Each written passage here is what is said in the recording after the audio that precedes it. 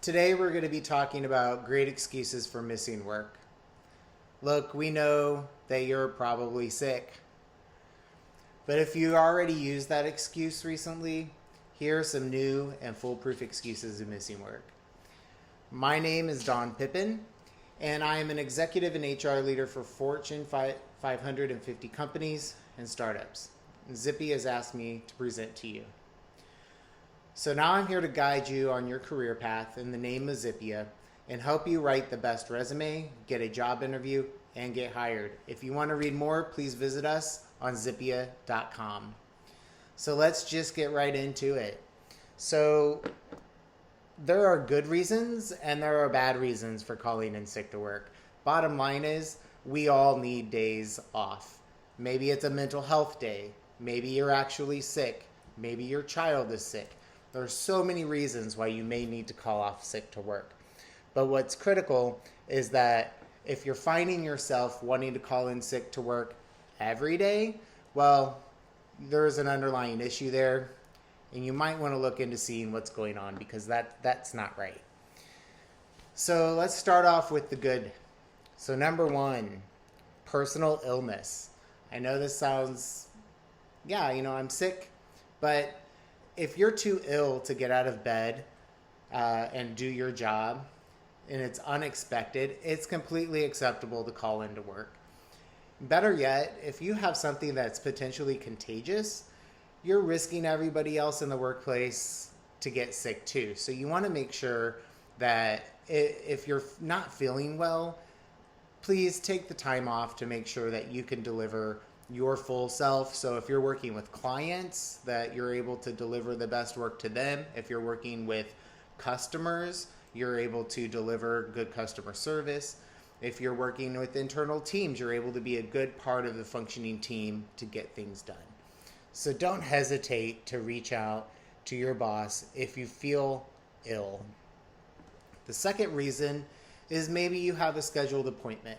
Doctor's appointments, dentist's office, they're open the same time as our business hours. So sometimes it's difficult to get those appointments and you may need to schedule one during work hours.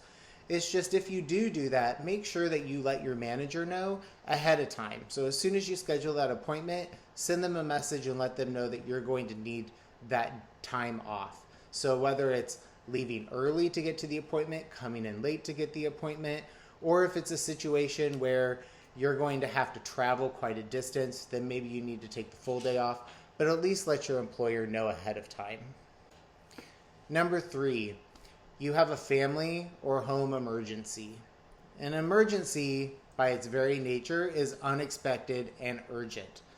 So just like an illness may be unexpected, you may have a plumbing issue at your home or your family, you need to take your child to a doctor's appointment because they're sick or they broke their arm on the playground.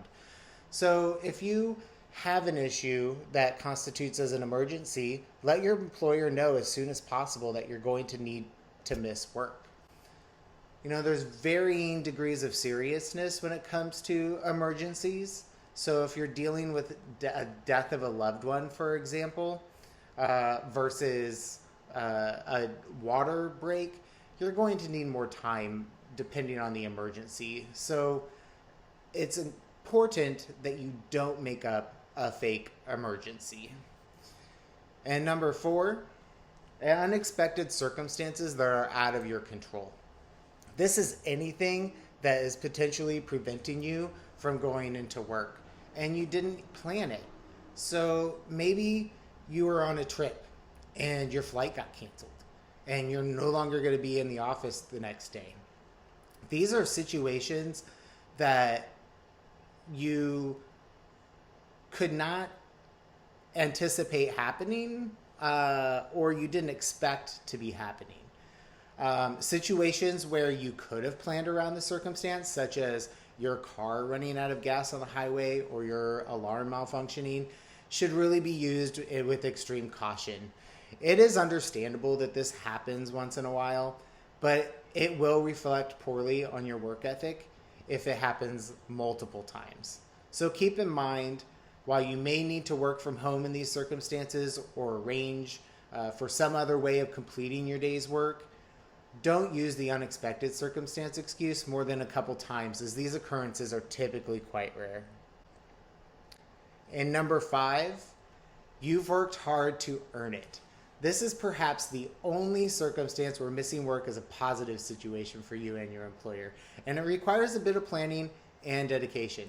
So if you spend extra time working in your week by coming in early, staying late, you may be able to arrange a day off for yourself. Spend a week or two staying late or coming in early at your job, then see if you can arrange a day off in advance with your manager. They'll likely take into account the extra time you've been dedicating to work and agree to a day off that works for you and your coworkers. One caveat to this, though, is if you have that discussion with your manager and they end up telling you no, then don't call in with excuse 1 through 4 if you've already had that conversation. So now that we've talked about the best excuses, what are the worst excuses for missing work? So at times, the calling into work for with bad excuses can get you fired, or at minimal, you're going to be looked at as being unprofessional. So the first one is you're feeling tired. If you're feeling tired due to sickness or an emergency situation, you should explain your circumstances to your boss, as obviously that's a bit different. However, if you simply got to bed late or you're feeling groggy, that's not professional for missing work. The second one is you're hungover. Never, ever, ever tell your boss that you're too hungover to go into work. No matter how cool they seem, you know you have to work the next day, and you took the gamble. So if you're not feeling well because you had a good night out, that's not reason to call in sick to work. The third one is simply lack of planning. Emergencies and mistakes are understandable, and they happen to everyone. However, if you're always finding yourself having an alarm clock, a car issue, a babysitter emergency, your employer is going to see you as unreliable. A third one is that you just don't feel like it. It's not likely that you'll be bold enough to call in and say that you don't feel like coming into work today, although I have had associates share that with me. But any reason that ultimately amounts to I just don't feel like it is questionable. So if you're unhappy with your job, it may be time to consider finding a new one or discussing changing your workload. And the last one is you forgot. Unless you're a teen who's just been hired at your first job, part-time job, not coming into work and naturally not calling because you forgot you were scheduled is going to get you fired. So keep track of your schedule and always call in if you're going to miss work. Now, what if you need to come in late or you need to leave early? We talked about scheduling a doctor's appointment. Maybe it's at the beginning of the day, or it's at the end of your day, or you need to meet the plumber at your house. So there are times where coming in late or leaving early is going to be necessary, and there's often times that there's a little bit more wiggle room there depending on your boss and the type of job you have. So it's always preferable that you work part of your scheduled shift rather than none of it. So offering to work a partial day looks better for your professional standing than taking the whole day off. If you're in a small time emergency, for example, you have home repair or car troubles, offer to come into work as soon as the issue is resolved.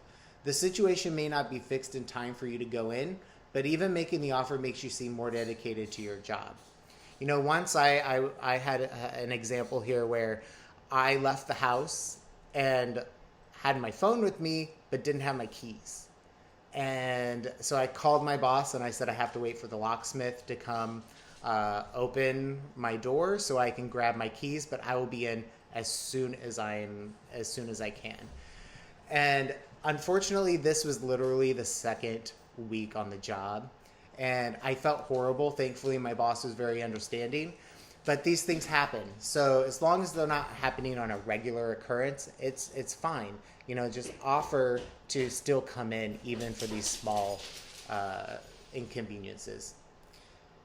And if you're feeling a little ill, but you definitely know that you're not contagious, you can also offer to come in early or potentially leave late if this happens when you're at work, depending on what you think that you can manage. But again, your health is the most important thing, and a good company is going to understand that. They don't want you coming into work sick, especially if you're contagious. You definitely don't want to go into work. But if you're feeling as though you're not feeling 100%, see if you can leave early. It's okay to ask. And then there are some circumstances like appointments that are necessary when missing a half day of work. So scheduling your appointment strategically can help you make it so you come in late or leave early according to your preference. So I just also want to remind you that I'm going to be posting videos with tips and tricks every week. So please subscribe to our channel, like the video, and keep up with Zippia. So lastly, I want to give you a few tips for giving an excuse. So when giving an excuse for missing work, it's best to use these tips to maintain your professional standing and to make it easier on those that you work with. So first, contact your employer as soon as you know you'll be missing work. The sooner they know, the more time that they will have to plan for your absence. Let them know as soon as possible, and be sure to follow the proper protocol in your workplace for calling off. Most employee manuals will have instructions on what you need to do. Please make sure that you follow those instructions when making that call in. The second thing is absolutely don't lie. It can be tempting, but try to be honest when calling off for work. If you invent an emergency now, you may not have leeway for an actual crisis in the future. Give necessary details, but not too much. So don't be too vague, but don't be too explicit. Simply saying you have a personal emergency is likely to be questioned by your employer. But saying you have explosive diarrhea is definitely not necessary. So accurately explain the situation as far as you feel comfortable. And believe me, I have had that excuse given to me before. Along with someone's grandparent passing away at least 5 times in 1 year. The last thing is plan for covering your workload. If you're going to be missing work, you're going to want to make a plan for how the work you missed will get done. So whether you have a coworker cover your shift or come in early next week, let your boss know you are taking your workload seriously. Well, I just want to thank you for watching me. Next week, we're going to talk about how to call in sick, even if you're not.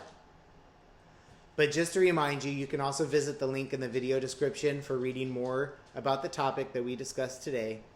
And also, you can ask questions under the video. I will be sure to answer them during the week. Also, don't forget to like and subscribe. Have a great one, everyone.